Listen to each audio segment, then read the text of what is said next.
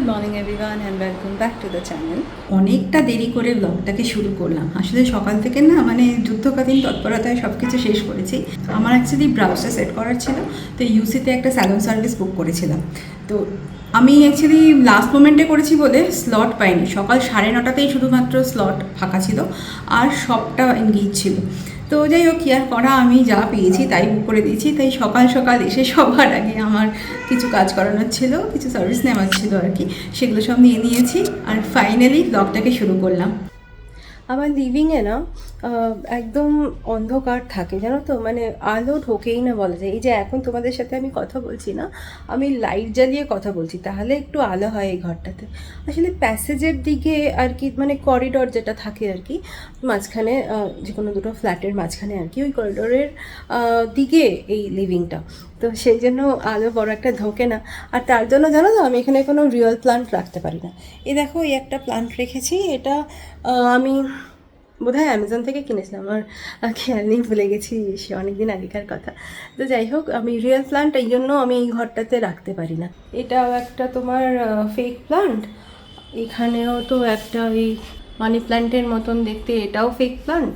এমনি বলে না কথায় যে তুমি যতই মানে ইনডোর প্লান্টেরও একটা ব্রাইট লাইটের দরকার পড়ে, মানে একটু অন্ধকার জায়গায় রাখলে না, মানে যতই ইনডোর প্লান্ট হোক সেটা সারভাইভ করে না। আর আমি ভুক্তভোগী, জানো তো, আমার না এইখানটাতে একটা, তোমরা যদি মনে থাকে তোমাদের যদি মনে থাকে, আমার এখানে একটা এরিকা পাম থাকতো। এখানটা না অতটা আলো আসে না, মানে এখন যেমনটা দেখছো এইরকমই আলো, এর চেয়ে বেশি আলো না আসে না। আস্তে আস্তে শুকিয়ে গেল। যা যা করণীয় মোটামুটি তো জানি, সেগুলো করেছি, বাট আলটিমেটলি থাকেনি। তো তারপর ওটা চলে যাওয়ার পর আমি আর কোনো প্লান্ট এখানে রাখিনি। আর এই ঘরে তো কোনো প্রশ্নই ওঠে না, মানে আলোই ঢোকে না। এই যে এখন কথা বলছি, এত আলো মনে হচ্ছে অ্যাকচুয়ালি লাইট জ্বালি। বাড়িতে সুন্দর রিয়েল প্লান্ট রাখলে বাড়ির ভাইবসটাই অন্যরকম হয়, দেখতে ভালো লাগে, একটা পজিটিভ ভাইব থাকে। তো ইচ্ছা তো করে, বাট কখনো কখনো মানে ফেক প্ল্যান্টের সাহায্য নিতে হয়, জানো তো। কারণ যেমন আমার এই লিভিংটা আলো ঢোকে না, তো অবভিয়াসলি ওখানে কোনো রিয়েল প্ল্যান্টই সার্ভাইভ করবে না। তাই ওইখানকার জন্য, মানে ওই ঘরটার জন্য স্পেশালি আমি মানে বাধ্য ফেক প্ল্যান্ট কিনতে।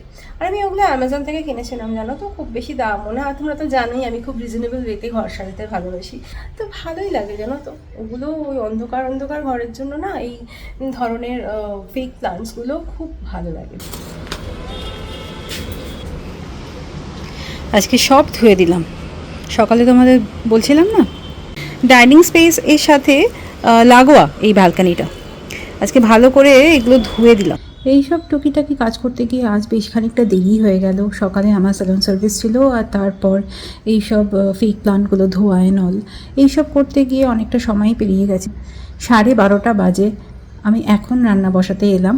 ফ্রিজে খানিকটা মাছের মাথা ছিল, তো যত রকম সবজি আজকে আমার ফ্রিজে আছে, একটু বাঁধাকপি, একটু গাজর, একটু আলু, একটু বেগুন, সব কিছু দিয়ে 5 ফোড়ন আর কাঁচা লঙ্কা ফোড়নে দিয়ে একটা সবজি মতন বানিয়ে নিলাম। অনেক রকম রেসিপি তো হয় মাছের মাথার, তবে এটা আমার বাড়িতে একদম সুপার হিট, সবাই খেতে ভালোবাসে, স্পেশালি বাবাই। তো যাই হোক, এটা করে নিলাম, আর তার সাথে একটুখানি ভাবছি ডিমের কারিও করে নেব। ছোট ছোট করে আলু কেটে একটু ডিমের কারি বানিয়ে নিলাম, আর এদিকে ভাতও বসিয়ে দিয়েছি। এটা আরেকটু শুকনো হবে, আর একটু কষাবো, একটু গা মাখা করে করবো আর কি, ভাত দিয়ে খেতে ভালোই লাগবে। আর একটু বেশি করেই করে নিলাম, যাতে আমার রাতে রুটির সাথেও হয়ে যায়। গুড মর্নিং সবাই। তো আজকে একটা খুব ভালো দিন, রোববার, পুজো তো আর জাস্ট 2.5 মাস বাকি। তো আজকে আমরা যাচ্ছি আরোহণের তরফ থেকে ঠাকুর বুকিং করতে। তো সবাই অলরেডি চলে গেছে, তো আমি যাচ্ছি, আমি জাস্ট কৃষ্ণার জন্য ওয়েট করছি, কৃষ্ণাকে নেবো, নিয়ে চলে যাবো। তো আজকে আমাদের ঠাকুর বুকিং হবে, কিরকম ঠাকুর হচ্ছে না হচ্ছে সেইগুলো তো সারপ্রাইজ, সেগুলো তো পরে দেখাবো। বাট যেখানে বুকিংটা করছি সেটা গিয়ে নিয়ে তোমাদের দেখাচ্ছি, চলো। এখানেই আমাদের ঠাকুর অর্ডার হয়, ওরা সব অর্ডার দিয়ে বেরিয়ে গেছে। গণেশ ঠাকুর, এখন সব গণেশ ঠাকুরই হচ্ছে ম্যাক্সিমাম।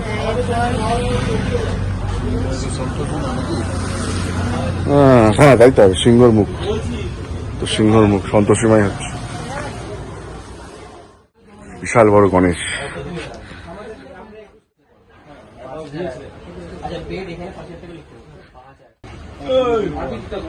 এই তো সবাই, এই তো সবাই এখানে পুরো আমারই সাইজ সব গণেশগুলো না? গণেশের ভুঁড়িটা তোমার কিন্তু ওখানে সিক্স প্যাক গণেশও আছে। সিক্স দিলাম একটা সিক্স প্যাক গণেশ। একটা সিক্স প্যাক গণেশ আছে। তোর কোনো পাত্তা নেই কেন? One pack Ganesh. আরে কে এসেছে এটা?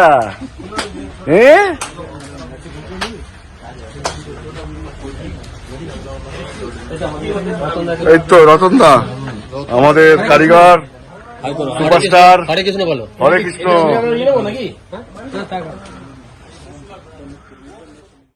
আমাদের এখন বুকিং চলছে, দেখালাম, দেখতেই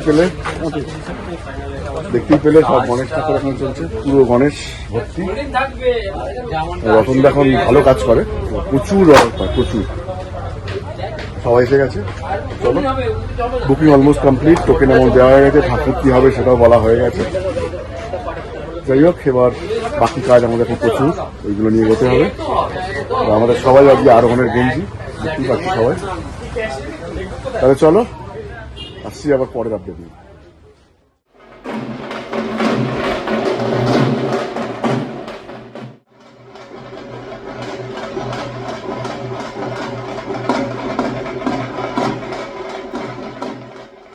ঢাকের আওয়াজ শুনে না মনটা কীরকম করে উঠলো, মনে হয় এদিকে কোনো পুজো আছে, মানে কর্ণাটকাতে, আমি ঠিক জানি না।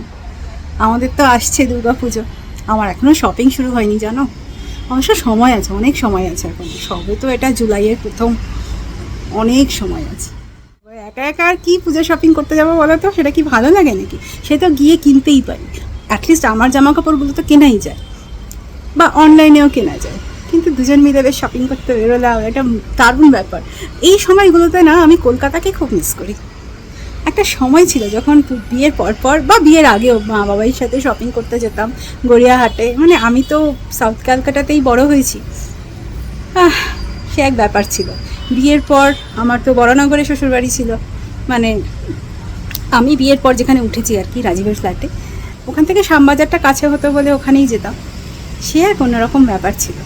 ব্যাঙ্গালোরে আসার পর হয় অনলাইন, না হয় ওই শপিং মলে গিয়ে শপিং করা, মানে গড়িয়াহাটে সেই ফ্লেভারটা, মানে সত্যি ওইটা না বড্ড মিস করি আমি, স্পেশালি পুজোর সময়। গড়িয়াহাট শপিং মানেই ওই গড়িয়াহাটই ছিল এক সময় আমাদের, আমি, বোন, মা, আমরা তিনজনে যেতাম। কী সব দিন ছিল বাবা, দারুণ লাগতো। বিয়ের পরেও আমি রাজীব খুব মজা করেছি শপিং করতে গিয়ে। হবে এখানেও হবে, বাট আমাদের একটু দেরি করে সব হয় আর কি, খুব তাড়াতাড়ি খুব প্ল্যান করে আমাদের হয় না। হুট করে একদিন হয়তো মনে হলো চলো আজকে গিয়ে কিছু একটু কিনি, তো ওই চলে গেলাম। 3-4 বার তো বেরোতেই হয়, একবার বেরিয়ে কি আর পুজোর শপিং হয় বলো? যাই হোক, ঢাকের আওয়াজটা শুনে সত্যি মনটা না একদম পুরো পুজো হয়ে উঠলো। স্নান টান করে পুজো সেরে নিলাম, আমার স্কিন কেয়ারও হয়ে গেল, এখন খেয়ে নেবো। আজকে বাবাই অ্যাকচুয়ালি চলে যাচ্ছে, তো মনটা একটু খারাপই লাগছে, বাট কিছু করার নেই। বাবাই তো থাকে ভাইয়ের কাছেই, মাঝে মধ্যে আমি নিয়ে চলে আসি। তো যাই হোক, এখন আবার আসবে কিছুদিন পর, আবার যখন আমি নিয়ে আসবো জোর করে তখন আসবে। বাবাই খাওয়া হয়ে গেছে, রাজীবের কলটা শেষ হলে আমরাও খেয়ে নিয়ে একটু রেস্ট করবো, তারপর সন্ধ্যেবেলা আবার বেরোনোর তো ব্যাপার আছে। আজকে আর চুলটা কম করিনি, স্নানের পর বেঁধে রেখেছিলাম, খুলে দিলাম, হেয়ার ওয়াশ করেছি তো এখনও হালকা হালকা ভেজা রয়েছে চুলটা। ওই ভেজা চুলে চিরুনি দিলে না বড্ড হেয়ার ফল হয়, এখনও হালকা হালকা ভেজা আছে ভেতর দিকে, একটু শুকিয়ে যাক তারপর ভালো করে আঁচড়ে নেব। One eternity later. দুপুরবেলা তো আজকে ভালো বৃষ্টি হয়েছে, তারপর থেমে গেল, আমার খেয়ালই নেই এতটা সন্ধে হয়ে গেছে। 6:10 বাজে এখন, আর আকাশে কি মেঘ খালি দেখো। আমি বই পড়ছিলাম, কখন যে এত কালো হয়ে এসছে খেয়ালই করিনি। মাঝখানে বৃষ্টিটা বন্ধ হয়ে গেল, আমি ভাবলাম বুঝি হয়ে গেল, বুঝি আর বৃষ্টি হবে না।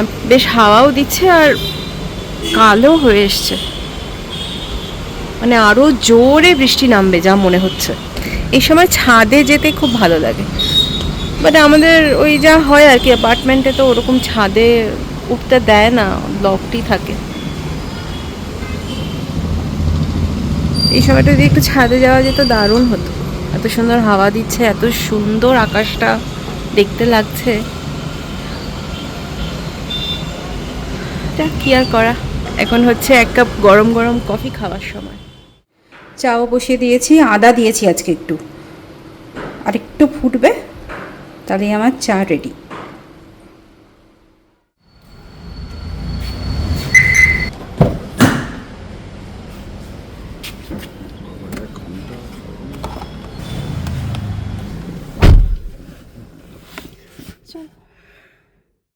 লাস্ট 10 মিনিট ধরে আমরা হোপ ফার্মের সিগন্যালে দাঁড়িয়ে আছি। এই সিগন্যালটা এত বাজে না, মানে একবার দাঁড়ানো মানে ওই কতক্ষণ যে দাঁড়াতে হয় ভগবানই জানে। অনেকটা রাত হয়ে গেল। এই ছেড়েছে চলো। One eternity later. তো এই জাস্ট ফিরলাম, এখন রাত্রি 12:30 বাজে, মানে সারজাপুর থেকে এলাম তো আমার শালার বাড়ি তো ওখানে, তো ওখান থেকেই ফিরলাম, মানে পুরো রাস্তা জ্যাম, যা তা অবস্থা। টিনা টায়ার্ড হয়ে গেছে, ঘুমিয়ে পড়েছে। তো আজকের ব্লগটা আমি শেষ করলাম, তাহলে চলো পরে আরেকটা ব্লগে দেখা হবে। Good night.